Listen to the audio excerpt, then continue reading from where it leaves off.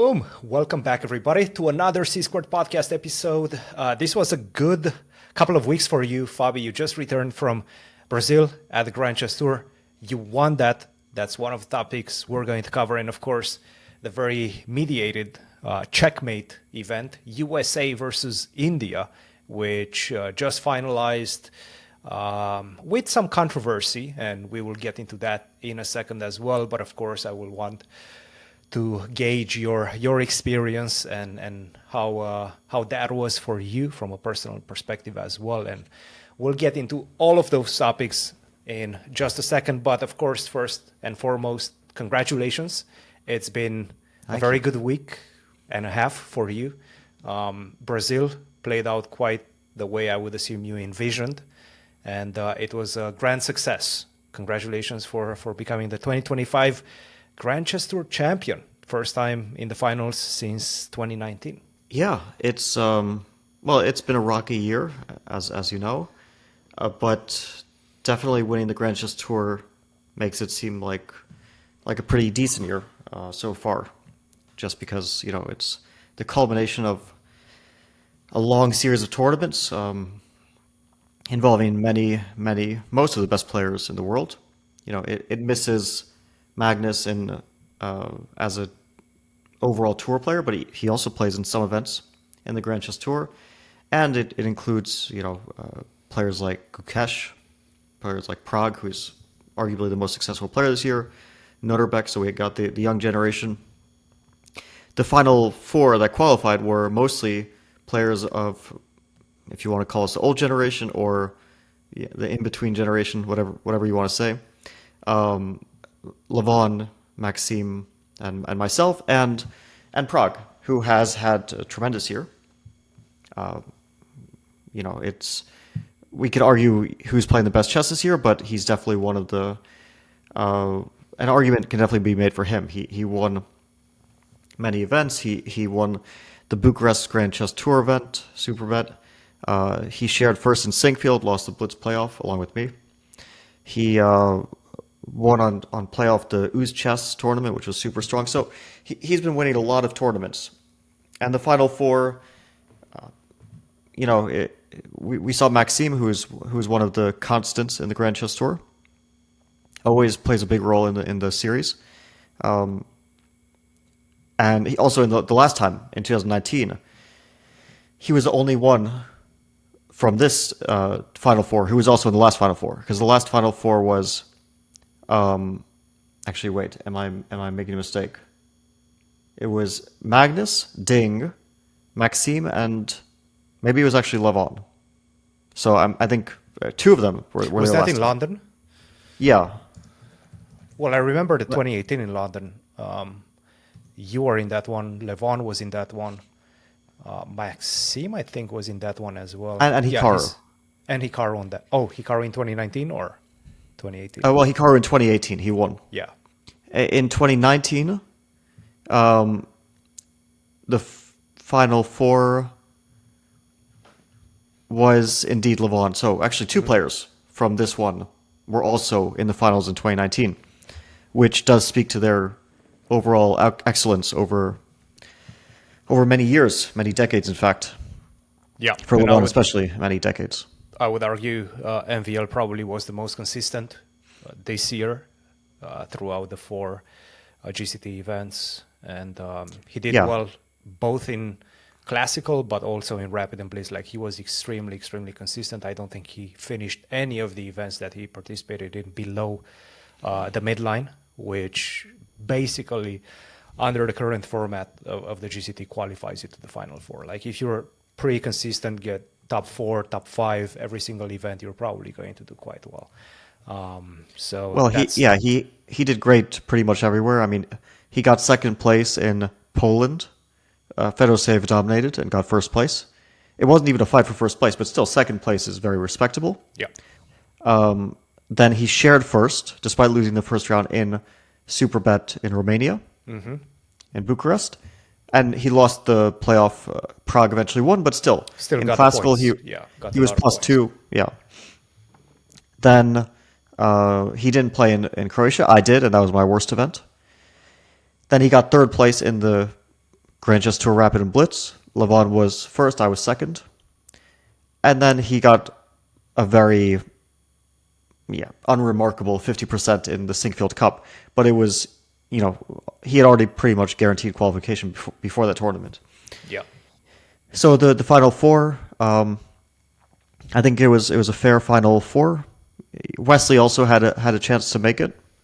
Ali Reza unfortunately played very poorly in his last event. Didn't have a chance after that performance.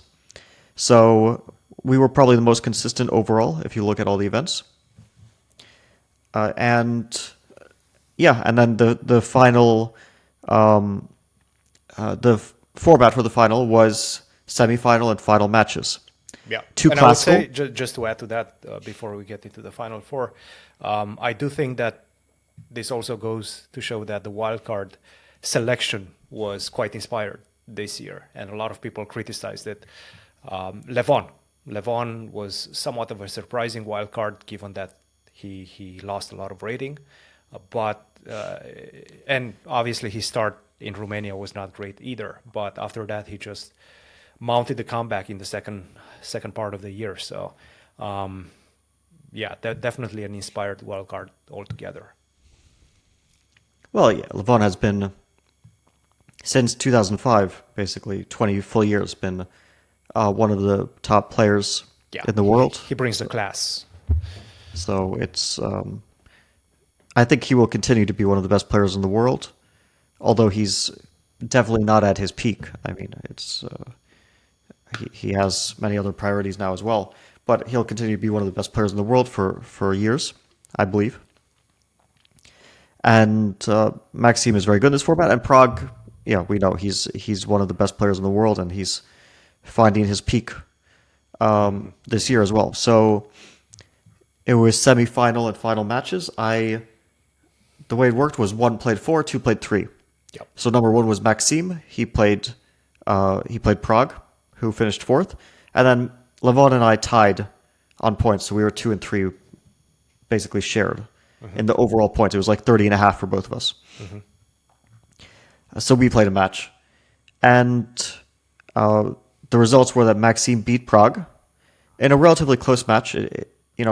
He took the lead in rapid, but then in blitz started to falter a bit. But then Prague could have equalized the match in a totally winning position. He actually lost. It was a shocking turnaround in that game. He was up in exchange, very, very cleanly winning. If he had converted it with some minimal accuracy, it didn't take too much. But he actually lost that game, and that match went Maxime's way. And my match against Levon was super, super close. It was just draw after draw after draw, with some chances for both sides, but very balanced. Mm-hmm. And then in the third blitz game, with all draws before that, I won after he made a rather surprising oversight in a King's Indian. Although I was already outplaying him at that point in the game, but it was still a very complex game. And then he just missed that C4's hanging, and everything fell apart. And then he didn't come back in the final blitz game. Let's talk about that. King's Indian. This was one of, I would say, not necessarily a shocking revelation, but it was somewhat of a surprise. You chose with the black pieces against d4 to employ the King's Indian in most of the games where you faced 1d4, if not all.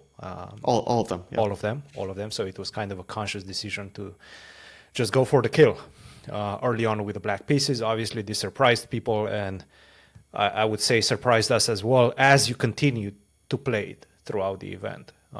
Generally, the King's Indian, it has, let's say, a history of being a little bit worse with perfect play. The engines are saying, white has a fairly significant advantage, but black always gets play, gets compensation, dynamic compensation for that. So how did you make that decision? Well, I mean, the King's Indian is, I don't know if I would call it a dubious opening. It's a risky opening. You give the center away. You have very little space. You very often have to deal with getting attacked on the king side in a lot of positions, because white, with the space advantage, can just start throwing forward pawns on the king side. It's a counterattacking opening, so you basically hope that white overextends. White takes the center, white takes space, and at some point maybe white's pawns become weak. That's kind of the basic idea, right, of the opening. Every opening has some idea. Some openings are super solid. You want to equalize. You want to provoke your opponent into taking risks to avoid equality. Here you provoke your opponent by giving them what is some sort of advantage, a strategic advantage, a space advantage. Now, it's been played by many of the greatest players of all time. Bobby Fischer played many classic games in it. Garry Kasparov played many classic games in it. Other players, in the 90s, it was especially a very popular opening. So there's value to it. Now, it's been considered dubious or at times even a bad opening, depending on the analytical tools that we have at our disposal. Now it's very strong engines, so we just delegate all the work to them, with some input from ourselves, of course, but mostly we delegate the work to the engine. And what we found is that pretty much any opening is playable. And by playable, I mean if you play it well, you won't get a bad position. That doesn't mean that you won't get a bad position because you might not play it well. And the question now becomes which openings are practical in terms of getting a good position. And is the King's Indian practical? I don't know. There are people who have learned to play it very well. Players like, talking about the modern players, players of the past, of course. Also, there were many experts, but of modern players, few top players play it consistently, or maybe not even any. Well, Hikaru, Ding played it quite a lot. Rajabov, They did. But Rajabov is like let's say one of the modern heroes of the opening. He played it for many years with success. Hikaru played it. If we go back, 10 or even a bit more years, he played it. Mm-hmm. Same for Ding. If we go back about 10 years or a bit more, he also played it. He played it a lot. Yeah. He played it a lot. Yeah, they both did. But they both moved away from it and really haven't touched it in years. Many years. Yeah. And there are players who dabble in it occasionally. You'll see Magnus dabbling in it. You even see Anish dabbling in it. Prague. I've also done it on occasion. They do, but they do mostly in rapid and blitz in short time controls. In classical, you don't see. I don't remember seeing Anish. I don't remember seeing Magnus. Okay, with the caveat that Magnus doesn't really play a lot of classical nowadays, but still. You don't see a lot of these top guys playing the King's Indian. Even Ali Reza, when he needed to win against Blue Bomb in the last game, he played the Dutch. Because he probably thought the King's Indian was too predictable. Too tame. Too predictable. But when he did need to win against Dayak in Bucharest, he needed to win the last round against Dayak. He did play the King's Indian there. Yeah. And he got a bad position, to be fair, but he did also win the game. Because to win games, sometimes you have to take significant risks. You might lose. You have to weigh that balance. My idea, of course, was not to take significant risks to win. I just did it out of, let's say, academic interest. I didn't need to do it. That's an interesting way to put it. Against Levon, the match situation was level. It was draw after draw. I just wanted to play the opening. Yeah. Now, it worked out. Of course, it's also possible it wouldn't have worked out. From a results perspective, it definitely worked out. How would you consider it from, let's say, forget about the result, the opening outcome, and the way you felt playing it? How did it work from that perspective? Well, from an opening point of view, it worked out. The first classical game, he didn't know what I wanted, so he went into a sideline, and the game was drawn. That was it. Although I probably also didn't play it in the absolute best way from an opening point of view. The first rapid game, I actually got a chance to just get a big advantage from the opening. I even had it in my notes. I just was I was rushing a bit in the rapid games overall and just passed by the moment. And even after that, it was about equal for quite a while. So the fact that I later got in trouble had nothing to do with the opening. And then in the Blitz game, 2 Blitz games I played it in. The first one I did get in trouble, but that was because I played poorly and in a position which I kind of knew a little bit about, and I should have played better. It wasn't the fault of the opening. And then the other the Blitz game I won, it was just a complicated King's Indian fight. You know, it could have gone either way. But overall, it's what you want from the King's Indian. You kind of want that. You know, he gets the space, but I get the pawn breaks and the possibility to attack his potentially weak pawns on e4, on d5. These are kind of, you know, weaknesses that you try to provoke and exploit. So overall, worked well. You know, it's not. It's definitely not a revolutionary thing. There's many players who play the King's Indian even exclusively and do it fine. For example, Ivan Saric, Amin Bassem. You can see their games. Nicolas Theodorou, I don't know if he plays exclusively, but he also plays it quite often. A lot. Yeah, yeah. So there are a bunch of players around the mid 2600 level to high 2600 level who are playing it often and with success. You know, it's a fine opening. It really is a stylistic thing. And from a stylistic perspective, how did you feel about it? How did you feel the position? How did you enjoy playing the structures and the position? Well, I've always played these like set quasi King's Indian lines. Like I played, I don't know, maybe 40 games in this Bishop f5 King's Indian, which is maybe more than 40, which is a very dubious line. I even played against Ding Classical. It's a very dubious line, but I always enjoyed it. Yeah. And actually had like a lot of success overall with it. Some disappointments, some bad games, but I remember your victory against Lenderman at the US Champs when you really needed a victory. That was a G3 yes, King's Indian. G3 yeah, with Bishop f5 also. Yeah, also that was, you know, when you need to play for a win, it's a good opening in general. Unless your opponent goes for there are some drawish lines as there always are in some openings. But I've always felt like the structures are pretty familiar to me. It was more about the theoretical stuff because the King's Indian is also hugely theoretical. It's decades of massive theory. So that part has always scared me. That's why I play this Bishop f5 stuff, because it's just no theory, right? But the theoretical part, I think it's probably one of the better points for the King's Indian. You know, if there are some tools that people can use to learn the opening. I think Gawain Jones has a really comprehensive King's Indian series on Chessable that he made. It's probably like 60 plus hours of video,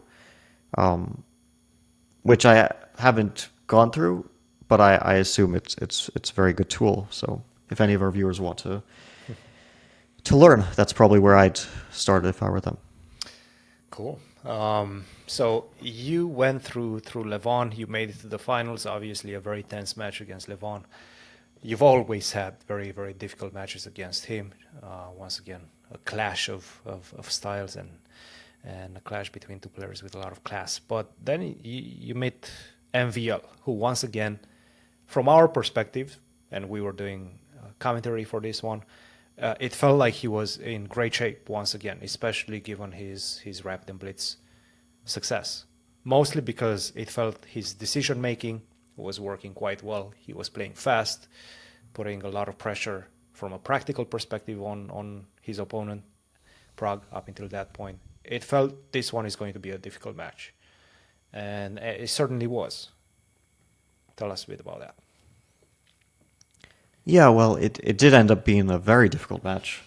I think it could have been much easier. It came down at this, well, I wouldn't say came down to, but at the start, the first classical game became a critical one. It wasn't a slow start. I prepared something which was very venomous, new, against a line that he had played against Prague.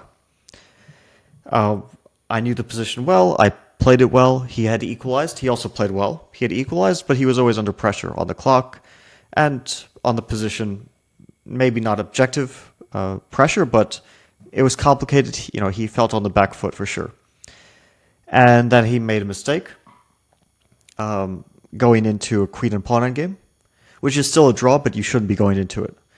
And then he made another mistake. I was surprised to find out after the game that the queen and pawn endgame is actually a draw. I thought it was winning. Then he made another mistake, playing f5, and then it was winning. And then I had all the time in the world. I calculated, when he played f5, I calculated up to queen f2. Everything was going perfectly well. It was a pretty pristine game. I mean, How did you assess it when you guys entered the queen endgame? You just mentioned you thought you were winning. He was also playing extremely fast, and it felt extremely confidently. From the body language, you didn't feel like you thought that you were winning. It felt like you were putting a lot of effort into trying to calculate everything, which is obvious because these queen end games are so difficult to calculate. But also, it didn't feel like, the body posture and whatnot that you felt you were winning. And he was also very, very confident. How did you assess it? well, okay, so the first thing is that when I was happy I found this move queen b2. It was on move 31, just to go a bit before the queen endgame. Because if I don't find that move, then I don't really put pressure at all. Yep. I knew was I'm a not great risking, move. of course. That was great. But after that, he has difficult decisions. So he sacked the pawn. I expected that, and then I expected knight e4.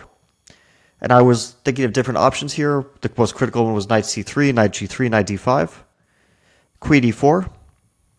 And I was actually planning to play, because now my knight on d5 is very unstable. He actually has a mating net.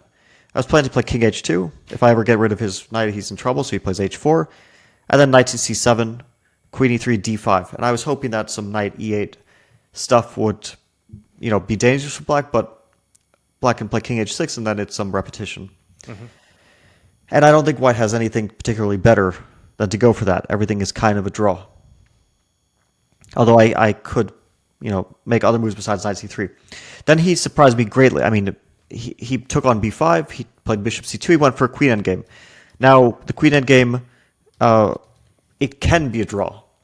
But there's no longer even the slightest degree of risk. It's just a pawn-up queen endgame. It's also a pass pawn.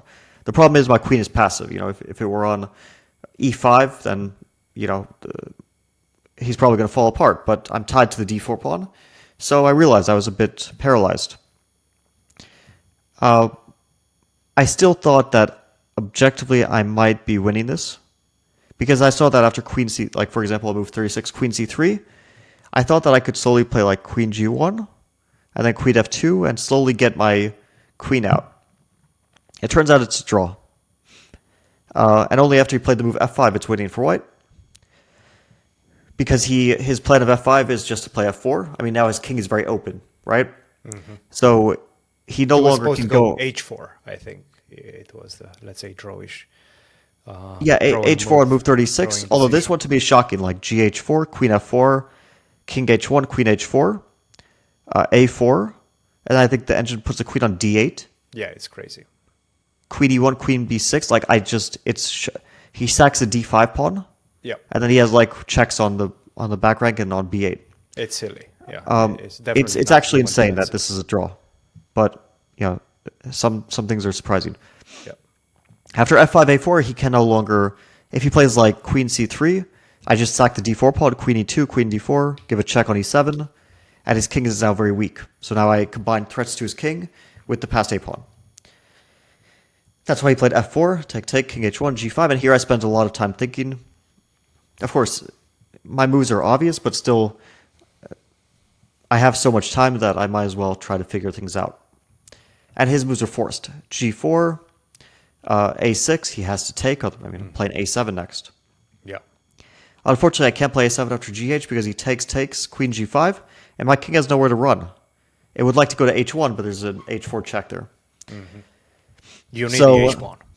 I need the h1, Yeah, yeah. So that's why I played gh. I was thinking about queen d3, but to be honest, I calculated gh to a win, so there was no need to do this. So it was important to see queen f2, because without that, I don't really have a way to advance my a pawn without allowing him many, many checks. Yep. And the problem after queen f2 is that if he gives a check on e4, I play king g1, and if queen g6, there's queen g2, and if queen b1, there's king h2. And now my king hides, queen b8, queen g3, so his king is actually misplaced. That's why he doesn't benefit from checks, so he just stopped the pawn. Queen a4, a7, and now he tried to create a sort of net around my king. So h4 takes space for my king so that at least, like, if he plays queen e4 check, I don't have king g3, things like that. I don't have queen g3 check. You know, it's basically just trying to restrict my king and queen a little bit. And here, of course, I didn't know I was winning.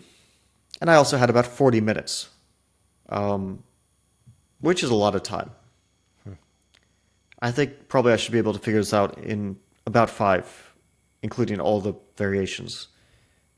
I played queen 3, which is not a bad move. Well, you did say that you sort of initially wanted to play queen c5. So even on instinct, probably you would have played queen c5. Yeah, I mean, the move I played is also fine, but queen c5 is very good because I threaten... It's more practical, right? I feel. Yeah, I mean, they're both actually totally fine. The thing with queen c5 is he has to do something. Mm-hmm. If he waits, I actually win because I have the g4 square. So queen e7, king g6, queen e6, king g7, and queen g4. Without this check, I wouldn't maybe have an easy way to continue, but I have a huge threat here. So what does he do? Because he can't put his king on f7, there's queen d5. So his king actually has no squares. He has to do something. He has 2 checks. First of all, queen a2, king f3, queen b3. I could just go to f4, queen g3, king f5, take king e5. And he gives a bunch more checks, but my king hides on b7 eventually. And his pawn on d5 actually hurts him because it stops his checks. So not too difficult to calculate. I maybe could also run to the queen side, but king f4 is pretty good. And then there's queen to e4 check, king f2, queen to f4, and then I run to queen side, king e2, queen e4, king d2, which check he wants to see, queen g2, king c3, queen f3, king b4. We have the kind of the same situation. In this version, I even have my h-pawn. You hide the king around c6 or something not like that. Too difficult. Right. I think the main thing with queen c5 is to realize that I have this threat of queen e7, queen e6, queen g4. But oh, and there is one like final important thing, because I did see after queen c5 that he has queen e4, king f2, d4. And here it is actually important that I play the queen g5 check. And let's say he hides on, tries to hide on f7. I play queen h5, also important. And if he goes on the e file, I have queen e2. If he goes on the f file, I have queen f3. And if he goes on g file, I have queen g4. So in all cases, I'm trading queens. Mm-hmm. Now, actually, after queen g5, I think he still has a rather one final tenacious defense, which is king f8. And here, it's actually like one of the surprises that I very often can't promote, because if queen d8, king f7, if I queen e3, he actually has repetition. So here I do have to find queen f6, king to g8. King e8, there's a8 queen, and that's game over immediately. And then queen to f3. Mm-hmm. And queen c2, queen e2, queen f5, king g1, and now I had checks here because there's a queen g2. Queen b1, queen f1, and then queen g2 next, and promote the pawn. So okay, there are some variations here. I actually did seek d4, queen g5, but overall I was just thinking, why allow checks? If I play queen e3, I threaten the same stuff with queen e7. So I saw this was a threat. And if he plays queen to a2, I play king f3. There's no more checks. And if he plays queen to c2, I play king f3, queen f5, queen f4, queen d3, king g4. I calculated this, and he's running out of checks again, because there's always going to be this queen g5 check for me. So, and also, I think if he takes on h3, I calculate that king f2, there's no more checks, and here I win. So, the final thing I calculated after queen e3 was that if he plays king f7, which stops the checks on e7, here I simply play king to f3. He has no checks, I threaten queen f4. So he runs away from the checks, let's say queen a2. And I play king to g4. I pick up the h-pawn, and my king is totally safe from checks, like queen g2, winning. King h4. Yeah, it's completely winning. Queen a4, queen f4. I mean, once my king gets active, I actually start to create threats against his king, combined with the threats of my a-pawn. So if my king ever gets to g4, it's just game over. Yeah, that's why he had to go king f6, king f5. Like, that was his only defense, more or less. Yeah, and he played, I had seen king f6, and I thought, okay, queen h6, king f7, queen h7, king f6, queen h8, Right. king f7, and I queen. Right. And then when he played king f6, I suddenly realized that after I queen, he has queen c2. I have to start running, which I assumed would be winning, but in fact it's not winning because I run to g5, and he plays like queen e3. I take the pawn, and he plays queen f4, king h5, queen f5. Yeah. Yeah. Yeah. So then I kind of quite panicked unfortunate. because Quite I unfortunate. wasn't, and also king f3 here, he plays king f5. Yeah. And I that's the don't have a problem. way to, I need to threaten queen f4 check, but here I don't. Yeah. So after king f6, I just panicked. I still had 30 minutes. Queen c5 is still the best Yeah, one, probably. this is the the winning ironic one. thing. The really ironic thing is that queen c5 is actually a better version because I threaten queen f8 now. But it's not easy. It's not easy. But I already seen the idea. I just forgot about it. I don't know, like it's. I kind of panicked after king f6 because I had missed that queen h6 is not a win, and then I think I just didn't consider queen c5. But at this point, my thought process went completely crazy because I actually played queen c5 in a different version. But the reason it's easier is because okay, queen a2, queen f2, so no check there. Yep. Queen e4, king f2, and if d4, queen f8. Now I have this check. I promote, and now with my queen on f8, there's no repetition because my queen comes back to f2. And so he has to start giving checks. Queen e4, king f2, queen f4, king e2, queen e4, king d2, queen g2, whatever, king c3. Or I think like when I thought about it at night, unfortunately it got stuck in my head. I realized like even king c1 is better because I don't even allow g4 check, getting rid of the pawn. King c1, queen f1, king b2, queen e2, king b3. And that's the end of the checks because now I have queen c3 check. So like queen e1, queen c2, and then queen c3 check next move no matter what. And I promote. So if I had played queen c5 here, queen e3 would have actually seemed clever. Like I even limit his options a bit. Right. Right. But something went totally wrong in my thought process. I started to panic. I actually thought like king f6, I had already messed it up. And then I played something I can't explain. Queen c3. King g6 only move, otherwise I promote with queen c8 checks, like king e6, queen c8. And now I played queen c5. Why would I do it here? I could have done the previous move. I had queen f8. You don't have queen As a f8 tur- anymore. Yep. Yeah, I don't have queen f8 anymore. What am I doing? It's a I completely don't. I different can't story. explain. I don't know. I really don't know. Now he plays queen e4, and now I have to. First of all, I already thought I wasn't winning. Unfortunately, Now you I have am to go winning. king f1, right? Which is and I have to probably realize the something only- which is only move. very difficult. Yeah. First, I have to realize that the queen has to be on c4. And this is already difficult. I'll try to explain why. But then I also have to realize that I don't play with the king on f2. Because if I play king f2, d4, queen c4, You basically gives- lose a tempo and you lose the pawn on h3 by force. which normally I wouldn't even understand why that's important. But his queen gets to a8. It's kind of similar to the game. Let's say I do it with a king on f1. King f1, d4. Otherwise, if he doesn't play d4, I run to queen side. Queen b1, king e2, king d3, king d4, and so on. So he has to play d4. The thing is now he has counterplay. He threatens d3 and very often repetition with queen e2 is sometimes even trying to promote. And I don't have checks to promote because if queen b6, he goes to anything on the 7th rank. But now I play queen c4. So I do threaten queen g8. He has a lot of checks, including one on h1, which looks pretty powerful.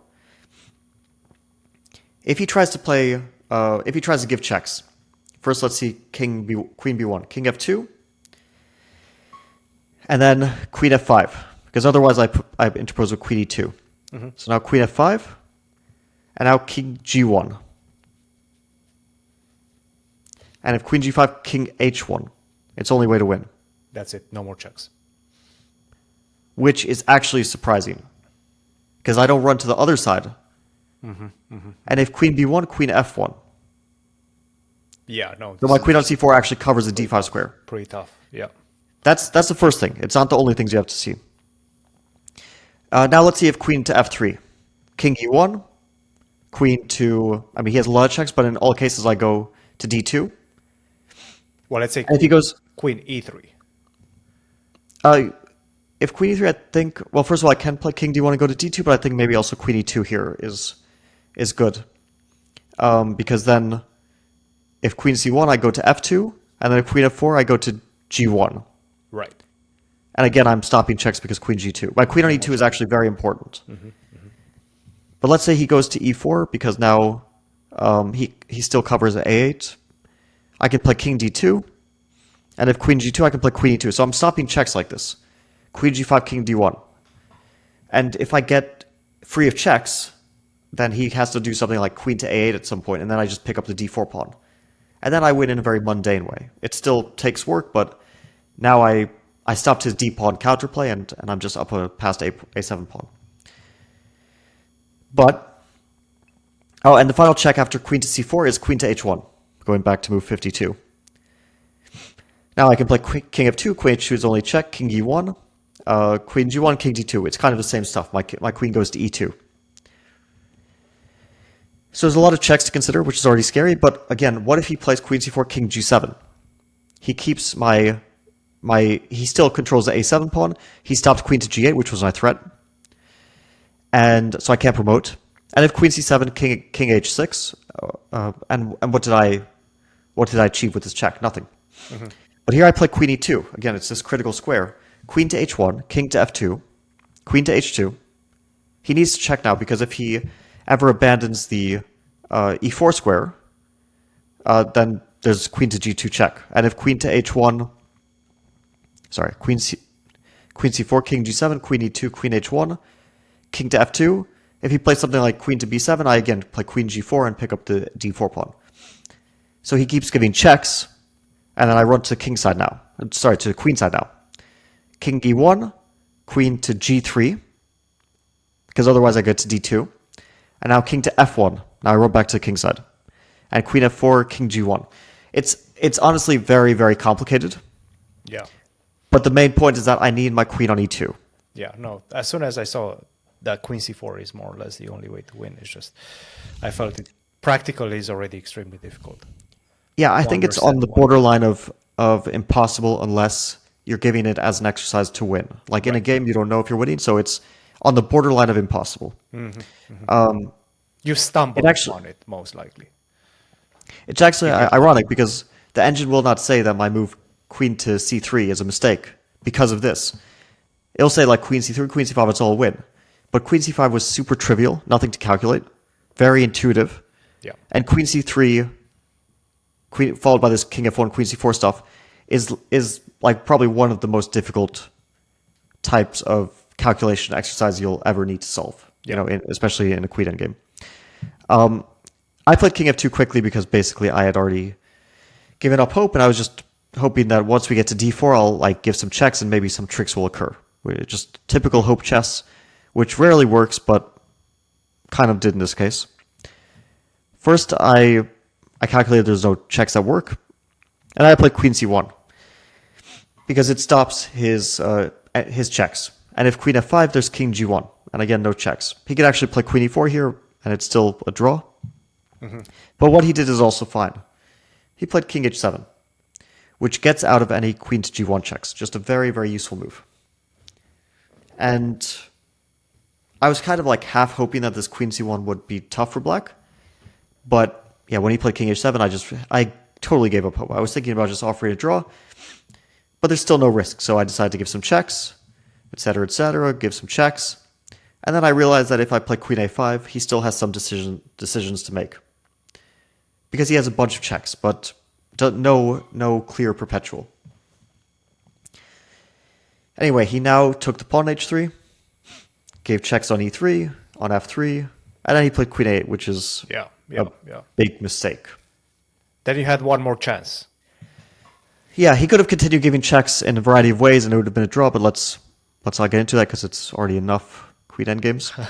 Yeah. Queen to a8, it's a losing move. Yeah. Because now my king is actually going to find safety. I played queen c7, king h6, queen b8. Now he has to rely on checks again. Queen c6, king b1 only move, because I have to stop queen c3. Queen e4, king b2, queen e2, king a3, queen d3. And here I I rather quickly made a decision, but I realized, like in my heart, I understood that this was a critical moment. I just couldn't stop. My brain was a bit too fried. I just couldn't stop and think. I was too much on autopilot. Mhm. Um, so I knew that I should be thinking, but like sometimes you can't separate Yeah. the logical from the impulse. So I played King B4. Queen B3 was winning. My kind of justification during the game, if I even had one, was that Queen B3, Queen E4. Anyway, I have to go back to B8. So what am I doing here? It turns out that this time I can go to D8, Queen B6, King to G7, and Queen to D8. Only way to win. But now the checks that he gives, I can actually hide my king. You We hide don't with have the to go king. through all the Yeah. details, Because but you have the eventually I hide it B8 on square, I B7. guess. B8, B8. D8, Yeah. yeah, and then I have Queen B6 in some cases. Okay. That makes sense. And after Queen B3, I have Queen A6, Queen A4, Queen D3, King B4. Eventually, I also can hide from checks. We don't have to get all the details, but this move is winning. Although it isn't trivial, but you probably win it if you play Queen B3. Anyway, I Yeah. played King B4, just hoping that I'll escape from checks somehow, not really believing it. And indeed, there was no escape from checks. I played kind of useless 10 more moves or whatever, and he repeated, and that was it. Yeah, that was obviously an extremely painful draw. Some draws actually feel like losses. I bet that was kind of the feeling, because again, winning a game in classical would have given you a pretty significant advantage in terms of the score. It was a 6 points scoring system for the classical, which was huge in comparison with the rapid 4 points and the blitz 2 points. And all of the games in classical throughout the Grand Tour finals have been actually just a draw. So that was obviously a very difficult pill to swallow, but you had to come back. And in fact, it didn't start better the last day of the finals with the rapid and blitz. You did lose one of the rapid games, and that set you back 4 points. And you're basically trailing. At this point, you have to beat MVL, who's again extremely good in blitz. In blitz, you have to beat him 3-1 in order to equalize the score and actually get into the tie breaks. And then you have the black pieces. Score is 12-8, and I want to share the final few moments, let's say, of this game. You play the Zveshnikov, and it wasn't a great position out of the opening. In fact, some would say maybe you were even close to losing out of the opening. But then you fought your way back, and got into this equalish endgame. And I want to show you the last few moments of the game, and to have your reaction to that as well. So let's just go through the last few seconds of the game and talk after. Very well played by Knight is going MVL towards again. g6. Be careful. Knight g6, H5. knight h4 is an idea. Bishop to d4, attacking that rook, rook b7. Knight to g6. Can play rook h7 now. h5, knight h4, king h3, or king f1. Ooh. At this point, king f1, you see the bar swinging. Did you realize you have serious chances? Oh, I thought I was winning after rook a6. Of course, it all was happening very fast, but I saw rook b1, rook a2, and then there's bishop b2, f3. But once you get rook a2, you start to really feel like, yeah, there should be something there. Yep. And otherwise, like, he can't move his knight, so rook a1 is just such a tremendous threat. So I did think I was winning after rook a6. I wasn't sure before. I already thought that once he allowed knight, I was expecting him to play h5 to stop knight g6. Once he allowed knight g6, I thought I was already much better. I think it turns out that king h3, sacking f2 is still sort of a draw, but okay, he's on the back foot, and it's with seconds. Yeah, he shouldn't have allowed knight g6, but also earlier in the game, I think he made some questionable decisions. Maybe he was like trying to thread the line between playing well and playing safely a bit too much, and he could have actually played for a win and many points, and instead he played a little bit too like trying to keep control, which is understandable, but sometimes you just have to go for it, because it's also not like match over. You know, he doesn't win the match with a draw. He probably wins a match with a win. I mean, I would have to win 3 in a row. Yeah.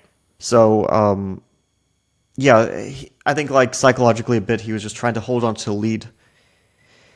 Maybe a bit caught in two mindsets, trying to hold on to the lead, thinking maybe he's going to win the game, a little bit like psychologically torn. So, but after Rook A6, yeah, I really felt it. Yeah. You can't be 100%, but I really felt I'm winning. That was close. The rook is coming. finish. The rook is In coming. Be trouble. careful. Rook to D1. Rook to D. Fabiano right now on the verge of taking the first blitz game. I'm not sure. Knight Knight G6. comes back to Knight G6, comes Bishop back. catches the H5. pawn just before promotion, and now I'm going to corral it. This is it. Fabiano winning, and he's up Wait a on second. the clock as well. No. Rook to G5. No. That It's was still not, winning. That was not a win. He's It is absolutely still winning. winning. For a second, Rook G5 got Yasser excited. He saw the bar swinging. Yeah, I don't know. Sometimes the Heart attack for a chess.com, second. the chess.com engine gets, of course, Rook G5 is a totally safe way to win, but the chess.com engine can go a bit nuts, like for half a second. Yeah. I don't. It's just probably sometimes it has a bug. What are the feelings right now after the first game? Obviously, you still have a pretty significant comeback to mount in the remaining three, but it's a good first step. How are you feeling? Do you believe in your chances at this point? Oh, definitely. I mean, of course, I wouldn't have been surprised if I had lost the match still after this game. I'm still behind, but it's so. I mean, winning with black, you have two whites. He feels a bit nervous for sure after that. Two whites out of the last three blitz. It's blitz. In blitz, you do expect that you'll get chances at least, right? You might not take them, but you'll get chances. So, I certainly felt. Also, I could have lost the game. It was a dangerous opening, objectively bad opening. So to actually turn it around, you just feel very, very fortunate to be in that position. And I did feel I would get chances, and I did many. He also got chances. Yep. And I think the second game was pretty straightforward. He made significant mistake, and then I do want to take you through the final moments of this game, because I would say probably this was your most satisfying game. With the black pieces, the Sveshnikov turns out absolutely ridiculously well. You get absolutely everything you need and want in a position, and then you construct this beautiful diamond shape construction with the knight D3 and knight to E2. that basically that's a just nasty finishes. construction right there. It's terrible. That is a nasty construction. D3, knight E2, bishop C3. How do you defend against that? There's no defense at all. And then at some point, E3 is going to come as well. For sure. How did you feel about the position right now? Were you Well, enjoying I it a basically- bit too much? I don't know, because the thing is, of course, I realize that it's both winning and unblunderable, basically. Yeah. Because my knight on e2 covers everything, and he can't even touch my pawns without sacking a full piece for them. And even then, I'm not sure that he usually can sack a piece without, it collapsing very quickly. Why on the other did hand, you want to put your pawn on a3? I found this quite I thought funny. I thought he couldn't do anything, and what's the downside? I didn't see rook h5. I just didn't see the move. So I basically thought, okay. I liked a4, a3. I mean, if you see rook h5, you play rook h5, of course. But since I didn't see it, and I thought, okay, I'm slowly going to, what I thought is I'm slowly going to sack an exchange on c4. Mm-hmm. Then I realized I can probably just open the h file with h5. But my first thought was just I'll sack on exchange on c4, and my pawns will promote. His king actually, he needs to get his king to f2, but it physically can never pass. Mm-hmm. It's in a net; it can never pass. So yeah, it is 100% a win. I mean, you cannot mess it up. It's impossible. Obviously, I didn't mess it up. But there is always that thought in the back of your mind: what if I just blunder a pawn randomly, and then things become more difficult? But yeah, this game came down to he blundered in the opening. On move 18 and 19, he played queen f4. He missed knight to e7. And after knight e7, I just get the center. And it's a free center. Yeah. And it's a really big center, too. Yeah. It's a big, beautiful center. It's a Sveshnikov that you would usually sacrifice There are these like old Sveshnikov lines where black sacrifices the whole queen side, white has 3 connected passed pawns, but black gets the bishop pair, the center, and a lot of counterplay. Like really ancient theory. Here I didn't sacrifice anything, and I got the pawn on d4. It's like two extra central pawns. And also, opposite-colored bishops makes it even worse because white can't compete for the dark squares.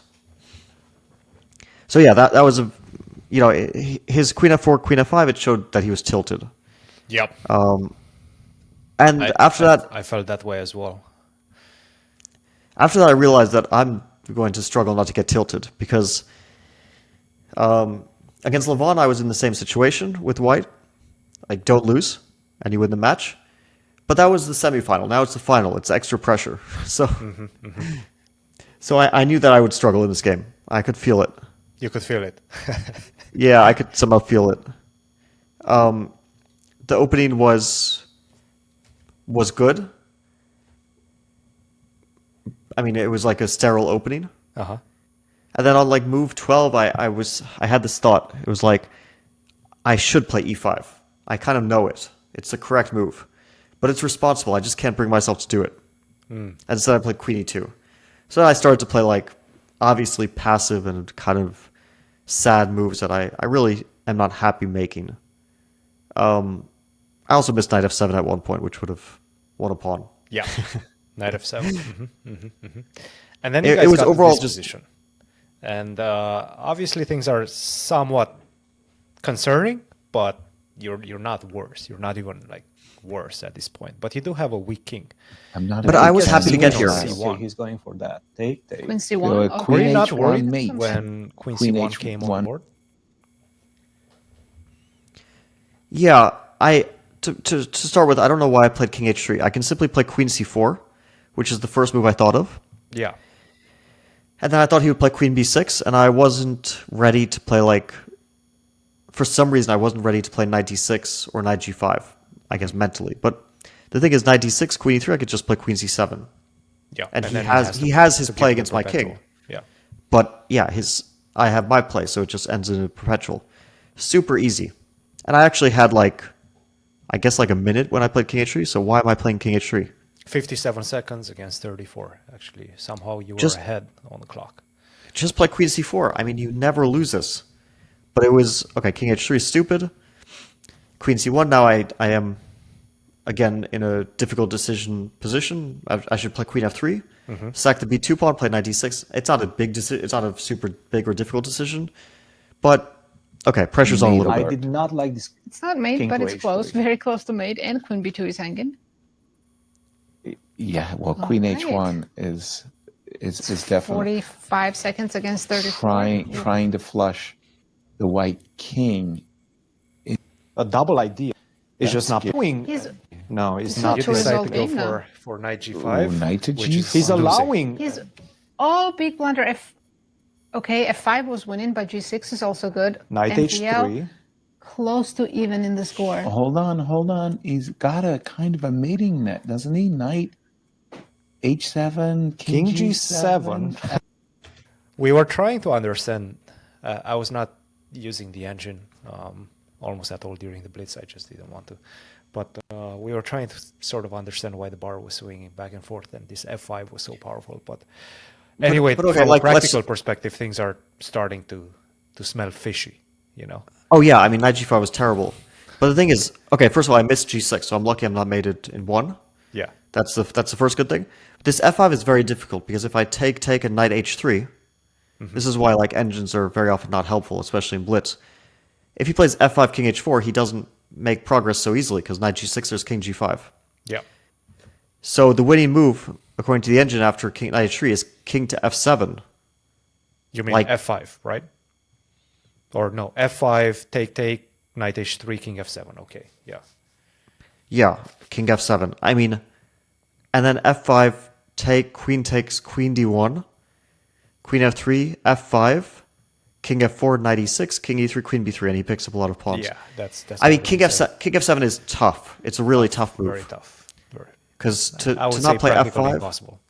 Yeah, it's really tough. So okay, g6 is I think the most natural move. Knight h3, king g7. I was super nervous because I don't have counterplay, so he can't mate me.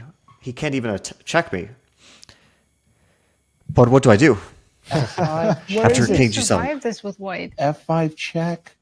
F5 check is a winning F5 is It's coming only an right idea, now. yeah. a winning idea. The knight can't move. I'm not sure Knight it's a threat moves right its now. queen h5 Queen to mate. d7, okay. Queen g2, queen e4, those moves Play He's themselves. gonna go b5.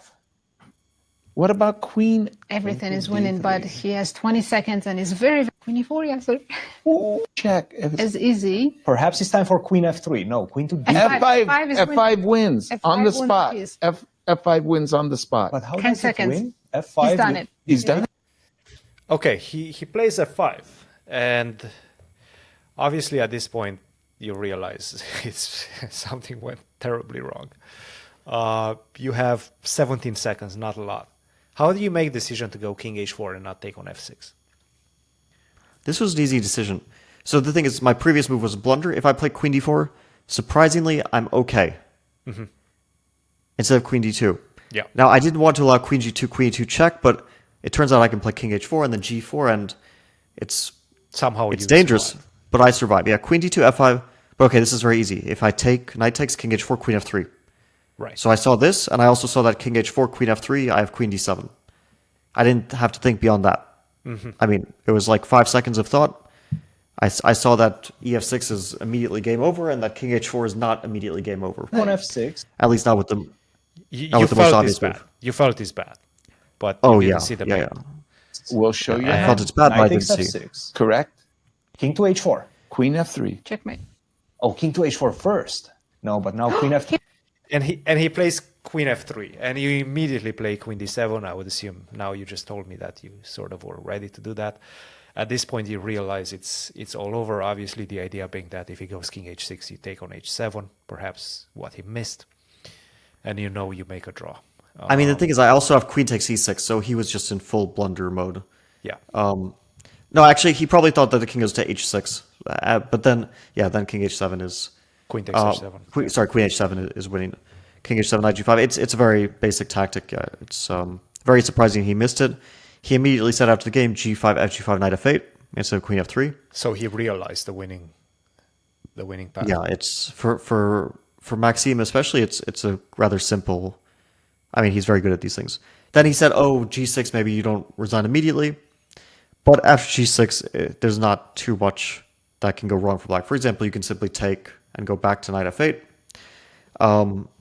Or you could also leave the pawn on g6 and play queen to f3 now. And the problem is that there's no queen f4, knight g6. There's no queen d4, knight g6, king g5. There's queen g3. Kind of important, but not too difficult. So, yeah, it's just we would go to another playoff if he had found it.